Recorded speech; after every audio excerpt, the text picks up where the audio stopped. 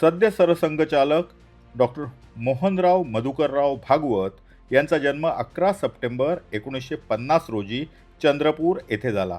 भागवत कुटुंबात आई वडिलांसहित 3 मुलगे व 1 मुलगी असे मिळून 6 जण. भावंडांमध्ये मोहनराव सर्वात मोठे. मोहनराव खूपच सुदैवी आहेत असे म्हणावे लागेल, कारण मोहनरावांचे आजोबा नारायणराव भागवत हे संघ स्वयंसेवक होते.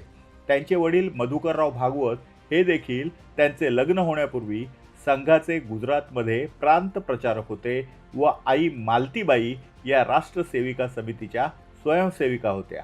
त्यामुळे मोहनरावांना संघाचे बालकडू बालपणीच नव्हे तर गर्भातच मिळाले होते असे म्हटले तर ती अतिशयोक्ती होणार नाही. मोहनरावांचे शालेय शिक्षण चंद्रपूर येथे झाले, तर पशुवैद्यकीय चिकित्सेच्या शिक्षणासाठी त्यांना नागपूर येथे जावे लागले.